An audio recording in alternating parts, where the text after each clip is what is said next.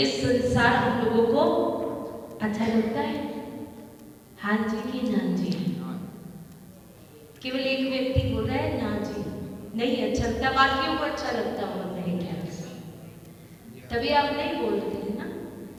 कई लोग ऐसे होते हैं वो इसलिए नहीं बोल पाते कि हम लोगों को शर्म लगती है बोलने में। पास में पड़ोस वाली बैठी होती है या पड़ोसी बैठे होते हैं, तो यदि हम बोलेंगे तो घर जाके हो सकता है कि पड़ोसी ताना दे। सही बात है कि गलत है? सही है ना। दुनिया की प्रभाव करोगे तो दुनिया आपको रुलाएगी, ठाकुर की प्रभाव करोगे, गुरुदेव की प्रभाव करोगे तो ठाकुर जी आपको हंसाएंगे, कभी रुलाएंगे नहीं। ये आज मात्र देख लेना। मेरी इतनी उम्र नहीं है अभी तक, जितना सब कुछ मैंने देख लिया है। हर एक व्यक्ति की पहचान मेरे ठाकुर जी ने करवा दी कि कौन कैसा है। दुनिया के लिए आप जान दे दोगे ना तो दुनिया ये नहीं कहेगी किसने मेरे लिए जान दी। दुनिया के लिए आंसू बहाने पहले एक बार ठाकुर जी के लिए आंसू बहा कर देख लो, कितना आनंद मिलता है, परम आनंद मिलता है। इसलिए अपने को केवल और केवल एक कौन है, बोलो, बोलने में बड़ी कंजूसी करते हो। जिसने श्री ठाकुर जी का नाम लेने में कंजूसी कर दी ना, आपके पंजाबी में क्या बोलते हैं, जिन्हें कितनी शर्म। हाँ ये आप बोल रहे, मैंने तो बोला ही नहीं। मुझे केवल कर्म बनाने के लिए यहाँ बुलाया गया है कि हम जो समय मिला है केवल और केवल उतना समय श्री ठाकुर जी से हम जुड़ जाएं। होना भी ऐसा चाहिए। अब ये मत सोचना कि हम 10-15 लोग हैं, ये मत सोचना। जो भक्त होते कभी ये नहीं सोचते कि भीड़ हो,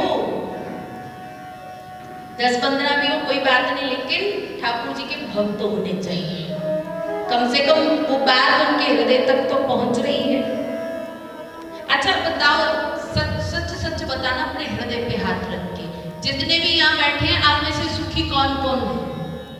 हाथ खड़ा करके बताओ। देखो वीडियो बन रही है आप लोगों की, स्पेशली वीडियो बनेगी जो हाथ खड़ा करेगा। सुखी हो आप लोग, पक्की बात है, कोई दुख नहीं, शरीर बिल्कुल तंदुरुस्त है, कुछ एक नंबर के झूठे हो आप लोग सब। इसीलिए बाबा कह रहे मैंने हाथ ही नहीं उठाया।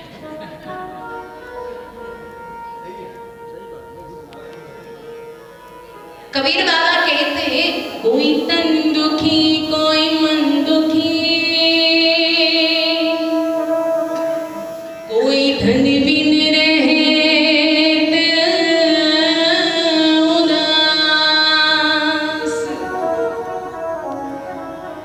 थोड़े थोड़े सब दुखी और सुखी राम को दास। अब अर्थ समझो, कहते कोई तन से दुखी है, मन से दुखी है। क्यों? पत्नी कहना नहीं मानती। मेरे पास कई ऐसे आते हैं, महाराज क्या करूं, पत्नी कहना नहीं मानती है, बच्चे कहना नहीं मानते हैं, और पत्नी कहती पति कहना नहीं मानते हमारा। अब यही सोचते रहेंगे दिमाग में। कहते जैसे ये दिमाग में हम बातें सोचते रहते हैं, ये मानसिक बीमारी का रूप धारण कर लेते हैं।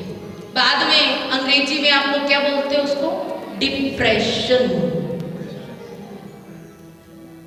डिप्रेशन में आ जाते हैं ये बातें सोच सोच के।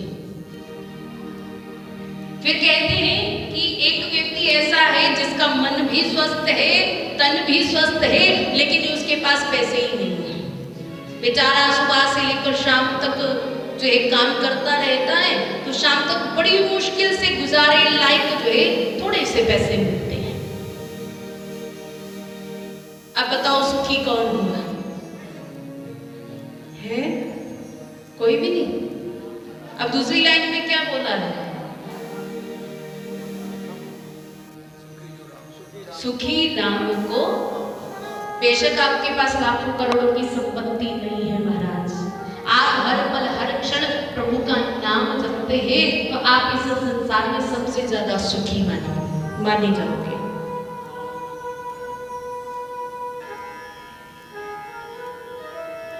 मैंने कई ऐसे देखे हैं, तन से दुखी है बेचारे, बीमारी है लेकिन फिर भी प्रसन्न रहते हैं, फिर भी नाम जपते हैं। मैंने पूछा मैया तुम बड़ी बीमार रहती हो फिर भी प्रसन्न रहती हो? कहती है कि ये सब मेरे कर्मों का फल है, लेकिन मेरा आगे का क्या कर्म है कि गुरुदेव ने जो मंत्र दिए मुझे जो है उसको आनंद से जपना है। दुख हो, सुख हो, कष्ट हो, मुसीबत हो, हर एक पल में मुझे प्रभु का नाम जपना है। मैं नाम जपती रहती फिर मुझे महसूस ही नहीं होता कि मैं बीमार हूं। तो हम लोगों को भी ऐसे होना चाहिए। ऐसा ना हो कि दुख आ जाए तो रोने लगे कि हाय दुख आ गया जीवन में, और सुख आया तो खिलखिलाकर हंसते रहे अभिमानी बन गए। ऐसा भी नहीं होना चाहिए। ऐसे ही हम जैसा ना कोई भक्त अपने गुरु जी के पास गए, ध्यान से सुनना इसको। तो गुरु जी से कहा कि गुरु जी सुख की प्राप्ति कैसे होगी? तो गुरु जी मुस्कुराने लगे, कहते जानना है कि सुखी कैसे होना है? बोले हाँ गुरु जी जानना है, मुझे बताइए। तो गुरु जी ने क्या किया, उसके हाथ को पकड़ा, अपने संग में ले गए। अब रास्ते भर में उनको ज्ञान भरी बातें सुनाते रहे। वो उसको भी आनंद आता रहा सुनने में कि गुरु जी देखो कितनी आनंददायक बातें ठाकुर जी की लीलाओं का गुणगान सुना रहे हैं। तो एक जगह ऐसी आई कि बड़ा सा वहां पत्थर पड़ा था। गुरुजी ने वो पत्थर उठाया और उस युवक के पास दे दिया कि अब इस पत्थर को उठा के चलो। जब दोनों हाथों से उस भारी पत्थर को उठा लिया, अब गुरुजी ज्ञान भरी बातें करते जा रहे हैं। कुछ देर तो उसने ध्यान से सुनी, लेकिन वो जो हाथ में भारी पत्थर पकड़ा हुआ था ना जी, अब उठा के हाथों में दर्द होना शुरू हो गया। अब गुरुजी की बातों की तरफ ना वो ध्यान नहीं दे पाया। अब बहुत देर हो गई, अब हाल बेहाल हो गया, तो उठाया ना जाए। अब गुरुजी से कहने लगा गुरुजी आपने ये जो पत्थर मेरे हाथों में उठवाया है ना, अब मेरे से उठाया नहीं जाता, हाथों में बहुत ज्यादा दर्द हो रही है। तो जैसे गुरुजी ने संकेत दिया ना कि इस पत्थर को यहीं पे फेंक दो, अब 1 मिनट लगाया उसने वो पत्थर वहीं फेंक दिया। अब गुरुजी ने क्या कहा? गुरुजी कहते हैं कि तुम जानना चाहते थे ना कि सुख कैसे प्राप्त होगा, तो ध्यान से सुनो। जब तक हम दुखों को, एक दूसरे की बातों का बोझ अपने सर पर लाद कर चलते रहेंगे, तब तक हम कभी भी सुख प्राप्त नहीं कर सकते। जब तुम अपने सर से इन दुखों, कष्टों, मुसीबतों, और इसने ये बात कह दी, उसने वो बात कह दी, ऐसी बातों को सर पर लाद कर चलोगे, जब तक उसको उतारोगे नहीं तब तक तुम सुख को प्राप्त नहीं कर सकते। तो यही हालत हम लोगों की है। हम भी ऐसे ही लाद कर चलते हैं ना। जब तक इन सब बातों को नीचे नहीं उतारोगे तब तक कुछ नहीं हो सकता। ये सब कैसे नीचे आएंगी? वो केवल और केवल नाम से। अब आप लोग यहाँ पर बैठे हो, कुछ काम कर रहे हो? बोलो, कुछ नहीं कर रहे ना, केवल कानों से ठाकुर जी की कथा सुन रहे हो, भजन सुन रहे हो। हाथ तो आपके फ्री है ना। अच्छा ये बताओ, आप में से कितने ऐसे हैं जिन्होंने नामदान लिया हुआ है? वह हाथ खड़ा करना ईमानदारी से। सबने लिया हुआ है, बड़े आनंद की बात है। तो कल से थोड़ा प्रयास करना, हाथ जोड़ के निवेदन है। गुरुजी ने आपको माला दी है ना जपने के लिए? नहीं दी है? नहीं दी, दी है ना? तो कहाँ रखी है वो? हैं जी? मंदिर में रखी है। किस लिए रखी है? जब समय होता है तभी जप करते हैं। तो अब समय है ना कि नहीं है? केवल मंदिर मंदिर में। लेकिन हमारे गुरुजी कहते हैं कि जरूरी नहीं है कि सुबह और शाम जपना है। जब याद आ गई प्रभु की तभी माला लेकर बैठ जाओ। अब आप फ्री बैठे हो, यहाँ आप कथा भी सुन रहे, दोगुना आपका काम हो जाएगा।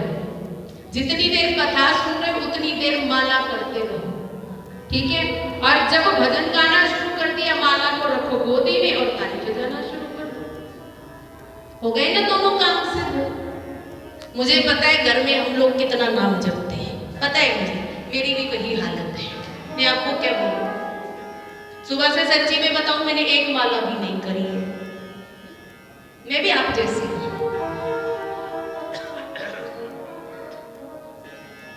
जब मैं ऐसा बोलती हूँ ना, कई हमारे शिष्य हंसते हैं, बोले गुरुजी ये तो आप सरासर झूठ बोल रहे हो कि एक भी माला ना करी। मैंने कहा देखो सच्ची में मैंने एक माला भी नहीं करी। बस इतना जरूर है कि आप लोगों से जो मैं ठाकुर जी का नाम बुलवाती हूँ, तो आप लोगों के कारण मेरे मुख से भी श्री ठाकुर जी का नाम निकल आता है।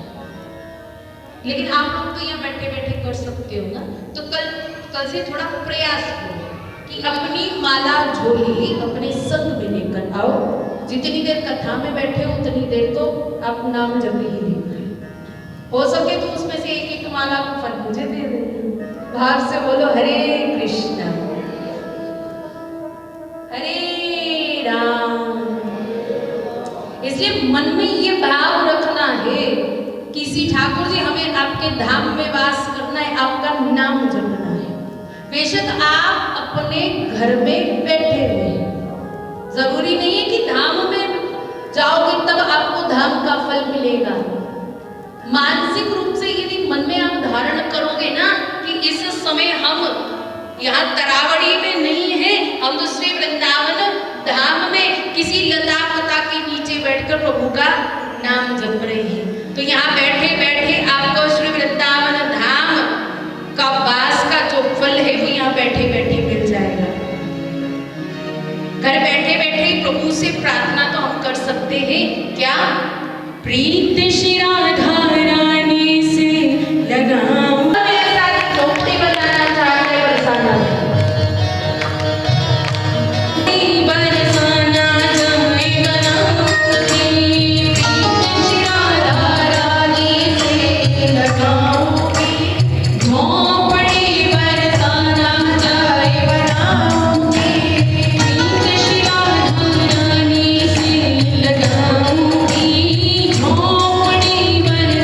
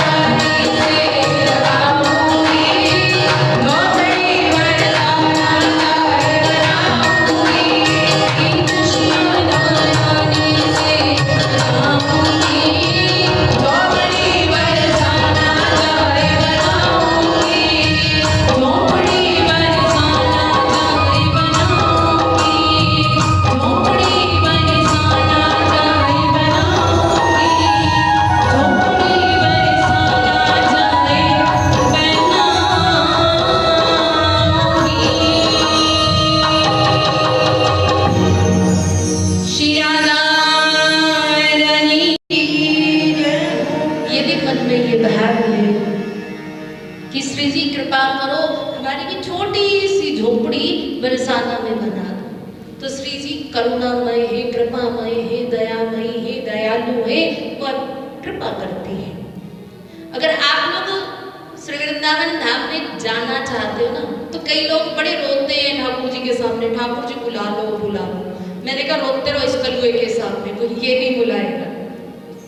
ये पक्की बात है, ठाकुर जी को प्रार्थना करोगे तो ठाकुर जी नहीं बुलाएंगे। कितनों को मैंने देखा है ऐसा कहते हुए, लेकिन ठाकुर जी नहीं बुलाते। फिर मैंने कहा कि ऐसा करो, अब की बार लाडली जी से प्रार्थना करो कि लाडली जी बुला लो। अब सुबह मन में ये भाव आया कि बुला लो, और शाम को आपका जाना हो गया। बोलो राधा रानी की जय हो। अब जितने मर्जी बैग पैक करते रहो, जब तक लाडली जी की कृपा नहीं होगी, अब बैग धरे के धरे रह जाएंगे आपके। क्योंकि श्री वृंदावन धाम की हाईकमान कौन है? हमारी लाडली जी। लाडली जी सिफारिश करके आए, बड़ा रो रहा है बेचारा, बुला लो उसको। ठाकुर जी कहते नहीं, इसका रोना तो ऐसे ही रहता, मैं न बुलाऊंगा। अब रजवार साहब तो भैया बोलेंगे, हम तो थोड़ा समझने का प्रयास करिए। लाडली जी कहते नहीं, देखो कितना बेचारा रो रहा है, या को बुला लो। अब जैसे लाडली जी बार बार बोलती है ना बेचारे को बुला लो, तो श्री ठाकुर जी की कहते ठीक है, आप कहती हैं तो बुला लिया। तब बुलावा आ जाता है। कहा हम साल में एक बार बड़ी मुश्किल से रोना धोना करके एक बार जाते थे। जब से श्री जी का दामन पकड़ा है तो श्री जी इतनी कृपा करती है, हर महीने बुला लेती है और अपने चरणों में हमें रख लेती है। मैं सही मायने में बताऊं, बिहारी जी बहुत रुलाते हैं अपने भक्तों को, बहुत ज्यादा। यदि आप गए होंगे वृंदावन धाम, बिहारी जी के मंदिर में जाते हो, बिहारी जी के दर्शन करते हो, तो बिहारी जी भी बहुत लीलाएं करते हैं। कोई सुनी सुनाई बात नहीं, हमारे साथ हुआ है ऐसा। जैसे कथाओं में व्यस्त होने के कारण कई बार 2-2, 3-3 महीने नहीं जा पाते हैं। जैसे हम जाते तो बिहारी जी लीला करते हैं। हम जैसे सीढ़ियों पे खड़े होकर दर्शन करते हैं, बिल्कुल सामने से बिहारी जी की झांकी का आनंद लेते हैं। तो कई बार ऐसा होता है कि बिहारी जी का मुखमंडल जो है ना दाहिनी तरफ जो है हो जाता है। ऐसा लगता है कि वो दाहिनी तरफ जितने भक्त खड़े हैं कब केवल उनको ही देख रहे हैं, हमारी तरफ तो देख ना रहे। तो हम कहते कि तुम बड़े चालाक हो ना, हम तुमसे भी चालाक है, हम दाहिनी तरफ खड़े हो जाते हैं जाके कि अब कैसे करोगे। अब उधर जाते हैं तो श्री ठाकुर जी बाईं तरफ देखना प्रारंभ कर देते हैं। अब बाईं तरफ जाते तो फिर ऐसा लगता है कि ये तो ठाकुर जी बिल्कुल सामने वाले भक्तों को देख रहे हैं, हमें तो देख ही ना रहे। मेरे साथ ऐसा हुआ एक बार, मैं तो सीढ़ियों पे खड़े होकर जू जोर जोर से रोने लगी। देखो बुलाया भी कलूटे ने और मेरी तरफ देख भी नहीं रहा है, बुला भी लिया और देख भी नहीं रहा। अब जैसे ही थोड़ी देर के बाद मेरी नजर सामने की तरफ गई ना, तो गोसाई जी कहते दीदी क्या बात होगी। मैंने कहा कोई बात नहीं, आप अपना काम करो, ये हम दोनों की बात चल रही है। थोड़ी देर के बाद जैसे मैंने सामने की तरफ देखा तो क्या देखा, बिहारी जी मुझे देख रहे हैं और मुस्कुरा रहे हैं। तो बिहारी जी भी अपने भक्तों का आनंद लेते हैं। ये मत सोचना कि हम लोग ही अकेले आनंद लेते हैं, बिहारी जी भी अपने भक्तों का आनंद लेते हैं। भाग से बोलो राधे राधे, बोलो राधे राधे, अरे धीरे धीरे बोलो राधे राधे। कहीं आपकी आवाज ये हंसराज पहुंचा जी के घर ना पहुंच जाए, बोलो राधे राधे, राधे राधे। वृंदावन जाओ ना, हर एक व्यक्ति राधे राधे होता है। क्या वो रिक्शे वाला, क्या छोटा बच्चा, क्या बड़ा, क्या बूढ़ा, क्या मैया, क्या सब राधे राधे। इसलिए बोला जैसे एक भागवत जी में प्रसंग आता है कि एक गोपी सरपण माखन मिश्री के मटके धर के मथुरा में माखन मिश्री बेचने के लिए जाती है।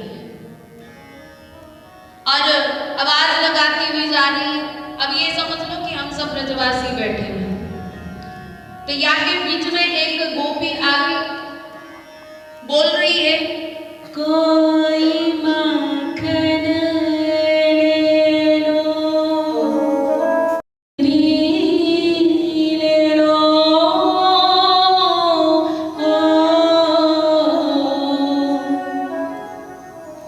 बड़ी सुंदर है जी, बड़ी रसीली है जी। आवाज लगा रही जी, कोई माखन ले लो, कोई मिश्री ले लो, बड़ी सुंदर है, बड़ी मीठी है। अब महाराज अचानक ना माखन मिश्री बेचते बेचते ना उसको ना ठाकुर जी की याद आ गई। जैसे ही ठाकुर जी की याद आई ना, अब माखन मिश्री बेचना भूल गई और क्या बेच रही? कोई माधव ले लो, कोई गोविंद ले लो,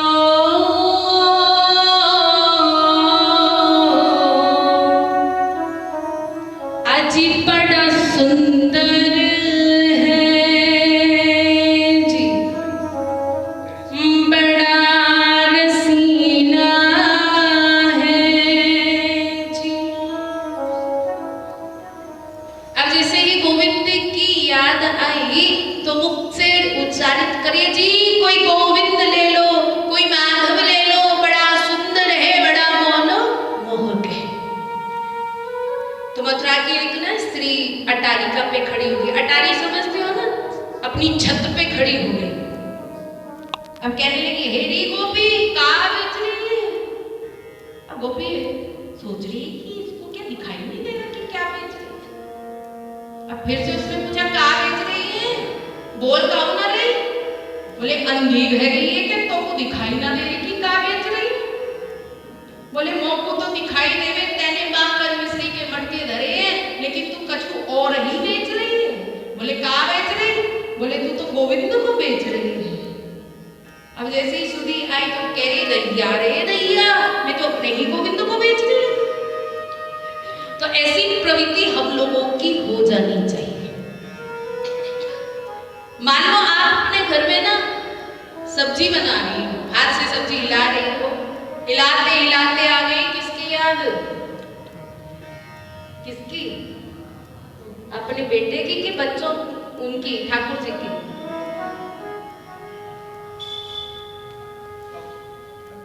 अचानक सब्जी बनाते बनाते आपका बच्चा उत्पात करने लगे, आपको परेशान करने लगे। अब उसको डांटते डांटते आ जाए ठाकुर जी की याद, तो फिर क्या करोगे?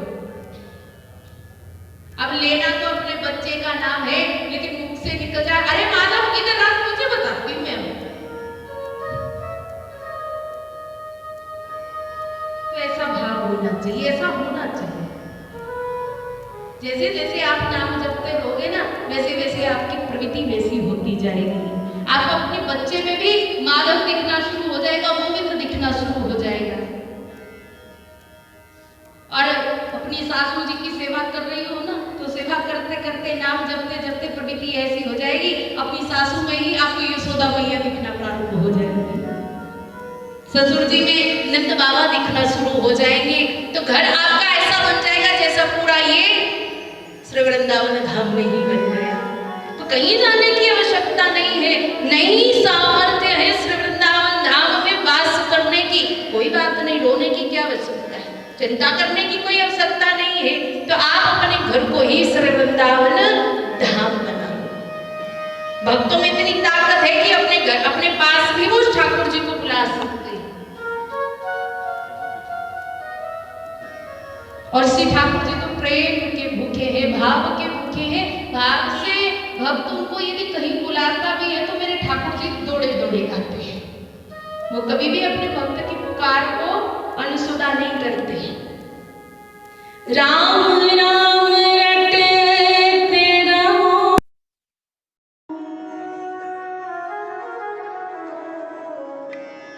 राम राम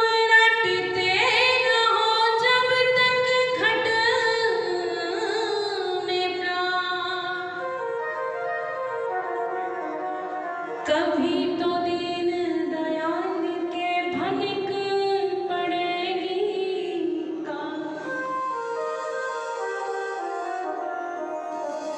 कभी तो कभी सुनेगी। हमारा काम है बुलाना, उसका काम है आना या ना आना। हम तो खूब बुलाते रहेंगे भाई, किसी पर जोर जबरदस्ती तो हम नहीं कर सकते कि तुम हमारे पास आओ। एक बार एक पंडित जी ना गीता जी के श्लोक रोज ठाकुर जी के स्वरूप के आगे बैठ के उनको सुनाता। बहुत वर्ष बीत गए सुनाते सुनाते, अचानक आकाशवाणी हुई और शब्द सुनाई दी, मैं तुम्हारे मंत्रों से खुश नहीं हूं।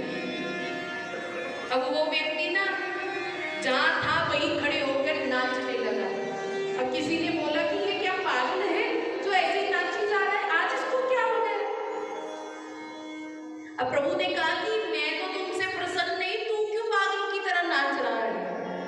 बोले प्रभु कोई बात नहीं, आप मुझसे प्रसन्न नहीं हो, कोई बात नहीं, लेकिन जो मैं मंत्र आपको रोज सुनाता हूँ आप उसको सुनते हो, इतना मुझे विश्वास है। तभी आपने कह दिया कि मैं तुमसे प्रसन्न नहीं हूँ। ऐसे हम लोगों को भी अपने भाव श्री ठाकुर जी के सामने रखने चाहिए, लेकिन हम लोग क्या करते हैं, संसार के आगे बैठते हैं और रोते हैं। सत्य की नहीं ये बात, हम लोग ऐसे ही करते हैं। कोई जीवन में दुख आ जाता है, हम अपने रिश्तेदारों के सामने, पड़ोसियों के सामने बैठकर रोना प्रारंभ कर देते हैं कि मेरे घर में नहीं ये दुख है। और पड़ोसी क्या करते हैं बाद में, पहले सुन लेंगे हाय बहन जी बड़ा दुख हुआ सुन के, और बाद में बहन जी की हंसी उड़ाई जाती है। हंसी के पात्र हम खुद बनते, कोई और नहीं बनाता। यदि हम नहीं बनना चाहेंगे, किसी की इतनी औकात नहीं है कि आपकी हंसी कोई उड़ा दे। देखिए जीवन में हर एक व्यक्ति के दुख आते, मैं कहती मैं मानती हूँ, लेकिन यदि जीवन में दुख आ जाए, संसार की बजाय अपने ठाकुर जी के चरणों में बैठ जाना, जाके श्री गुरुदेव के स्वरूप के आगे बैठ जाना जाके कि हे ठाकुर जी, हे गुरुदेव मुझे ये दुख है। अपने आप को समर्पित कर दो गुरु के चरणों में, ठाकुर जी के चरणों में कि हे प्रभु, हे गुरुदेव, अब दुख आए सुख आए जो भी परिस्थिति है, अब आपको ही मुझे संभालना है। तो फिर देखना कि वो आपको फिर पता भी नहीं लगेगा कब वो दुख आपका दूर हो गया। इसलिए मैंने कहा था ना कि दरबार हजारों देखे हैं पर ऐसा कोई दरबार नहीं, सरकार हजारों देखे हैं पर ऐसी कोई सरकार नहीं। ऐसी कोई सरकार होगी जो विदुरानी के घर में जाकर केले के छिलकों का पान कर लेता है। ऐसी कोई सरकार है जो शबरी के झूठे पैरों का भोग लगा लेता है। मुझे किसी की नहीं पता, मुझे अपनी पता है। ऐसी ऐसी परिस्थितियों से हम गुजरते हैं, लेकिन लोगों ने बहुत जोर लगाया मुझे नीचे गिराने में, मैं सही में बता रही हूँ, और लगा भी रहे हैं। लोगों ने जोर लगा दिया मुझे नीचे गिराने में, लेकिन मेरे गुरुदेव और बांके बिहारी ने जोर लगा दिया मुझे ऊपर उठाने में। कहते जिसका कोई नहीं होता उसके तो केवल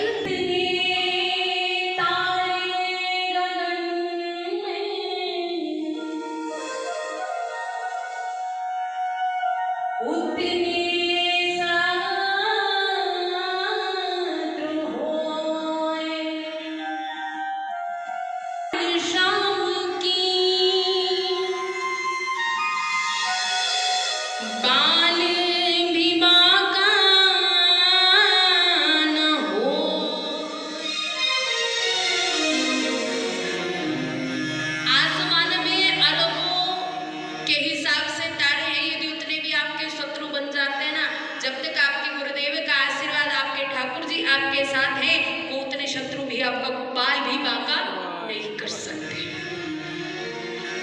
इसलिए विश्वास रखो अपने ठाकुर पर, अपने गुरुदेव पर। भाव से, प्रेम से, विश्वास से नाम जपोगे तो वो दिन दूर नहीं कि स्वयं श्री ठाकुर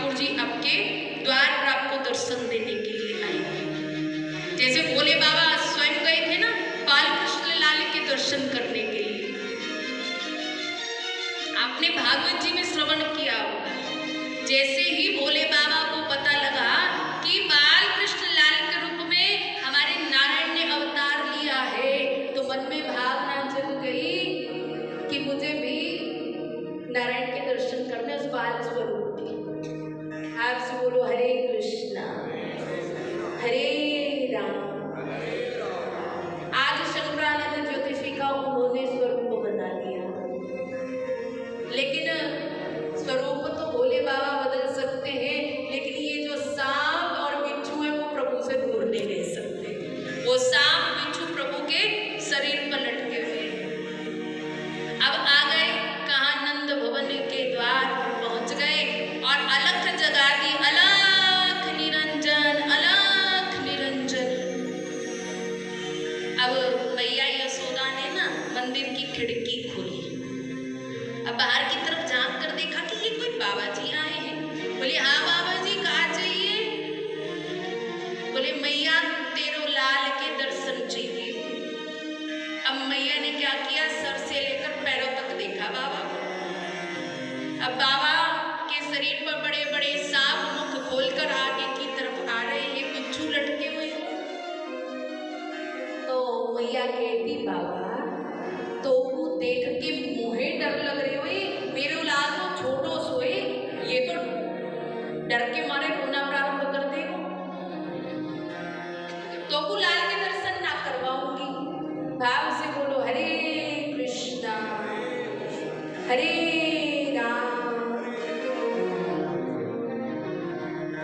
अब जैसे ही बाबा बार बार निवेदन कर रहे हैं लाला के दर्शन करवा दो, तो मैया कहती बाबा अपने स्वरूप को तो देखो, आप बड़े बड़े सांप है, बिच्छू लटके हुए हैं। मेरो लाल यदि किसी तस्वीर में भी सांप का चित्र देख लेता है तो रोना बंद नहीं करता।